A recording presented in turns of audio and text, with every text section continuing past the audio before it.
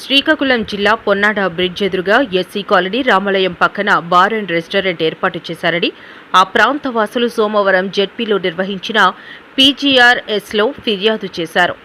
ఈ నెల 5న ఆలయ సమీపంలో బార్ అండ్ రెస్టారెంట్ ప్రారంభించారన్నారు. ప్రజలు ఆలయానికి వచ్చే భక్తులు ఇబ్బంది పడుతున్నారన్నారు. అలాగే సాయంకాలం బడి పిల్లలు కూడా చాలా ఇబ్బంది పడుతున్నారు. వేరే చోటకు మార్చాలని స్థానికులు కోరారు.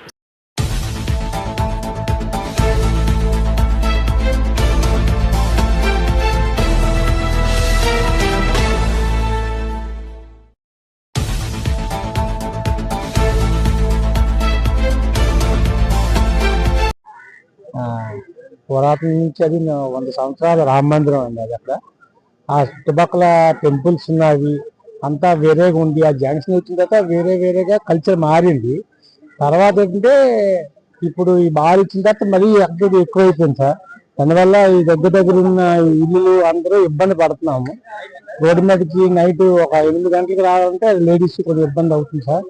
ఈ విషయం మీద కలెక్టర్ గారి దృష్టికి తీసుకొచ్చాము. అది కలెక్టర్ గారు చూడాలని మేము కోరుకుంటున్నాం. కారణం ఏంటంటే మేము స్థానిక మన పొన్నాడు బ్రిడ్జ్ జంక్షన్ అక్కడ కోడల దగ్గర మధు బార్ అండ్ రెస్టారెంట్ పెట్టడం జరిగిందండి.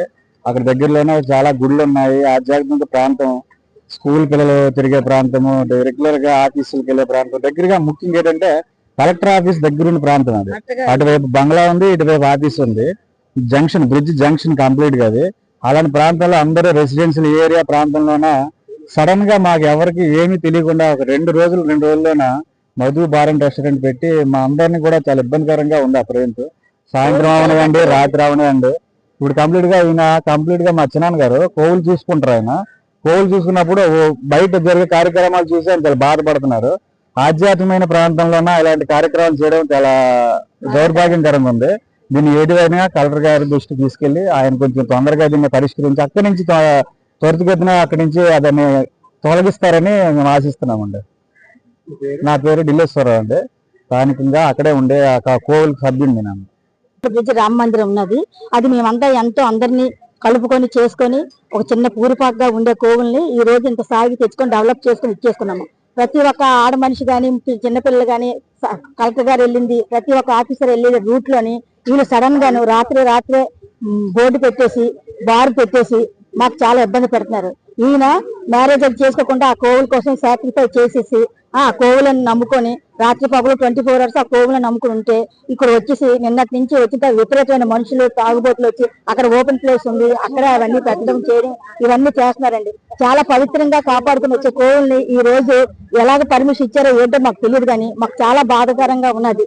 మీరు వెంటనే పరిష్కరించాలి, లేకపోతే మేము ఏదైనా సరే తీయడానికి దిగి ఉన్నాం. నేను ప్రతి ఒక్కరిని కూడా మేము ఇబ్బంది పడతాం. లేడీస్ తెల్లవారు రాత్రి 10 గంటలకు మేము ఆటో దిగినా సరే ధైర్యంగా మా రామ మందిరం ఉందని మేము ధైర్యంగా మేము లోన్కి వెళ్తున్నాం.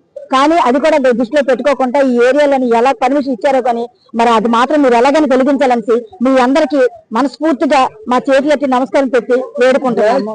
జై జై శ్రీరామ్. నా పేరు బొంతు దేవయ్యనండి.